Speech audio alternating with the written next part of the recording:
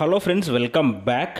So కల్కి 2898 AD, అదే మన ప్రభాస్ ప్రాజెక్ట్ కే మూవీలో ఒక famous star lyric writer Krishnakanth అయితే ఒక సాంగ్ అయితే రాశాడంట. సో ఆ సాంగ్ గురించి, అసలు కల్కి సినిమా ఎలా ఉంటుంది అనేది సో తాను కొన్ని మాటల్లో అయితే చెప్పాడు. సో అదైతే నేను ప్లే చేస్తున్నాను. సో ఇంట్రెస్టింగ్గా వినండి. మరి అయితే 3 సినిమాలు చేశారు కదా ప్రభాస్ గారు, 3 సినిమాలకు రాశారు కదా. మరి ప్రభాస్ గారిని ఎన్నిసార్లు కలిసారు ఇప్పుడు వరకు మీరు? ఆడియో ఫంక్షన్ లో కలవడమే అండి. ప్రైవేట్ గా అయితే కలవలేదు ఇప్పటిదాకా. ఆడియో ఫంక్షన్స్ లో కలవడమే. సో కలవాలి. ఈ సినిమా తర్వాత కలుస్తానేమో చూద్దాం. అని చాలా తక్కువ టైం ఇస్తుంటారు కదా బయట. అంటే very busy with shoots and all. ఒక పక్కన కల్కి జరుగుతుంది, ఒక పక్కన మారుతి గారి జరుగుతుంది. మళ్ళీ ఆ రెండింటికి కూడా రాస్తున్నారు మీరు మళ్ళీ? రాస్తున్నా అండి. సరే, అయితే కల్కి మాత్రం ఒక ఇంటర్నేషనల్ వేదిక మీద అప్పుడే వెళ్ళి కూర్చుంది. అంటే ఇప్పటివరకు చేసిన పాన్ ఇండియా సినిమా అయితే ఇది పాన్ వరల్డ్ సినిమా కింద ఆల్రెడీ రిజిస్టర్ అయిపోయింది.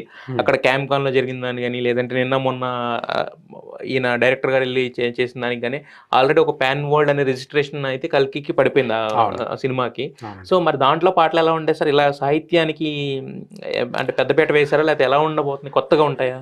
అంటే ఇంకా ట్యూన్స్ ఏం రాలేదండి. నాకు ఒక ట్యూన్ ఫస్ట్ ఒకటి స్క్రాచ్ వెర్షన్ ఒకటి వచ్చింది, దాన్ని వర్క్ చేసాం.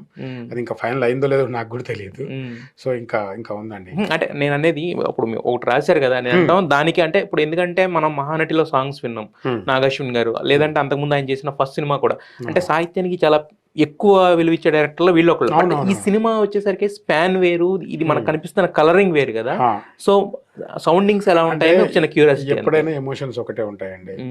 సో ఇప్పుడు ఇది సౌండింగ్ వేరైనా ఇంటర్నేషనల్ ఫిల్మ్ అయినా కూడా ద బేసిక్ ఎమోషన్ అనేది, కోర్ ఎమోషన్ అనేది ఇండియన్ ఎమోషన్ ఉంటుంది. సో ఒక లవ్ సాంగే రాశాను ఫస్ట్.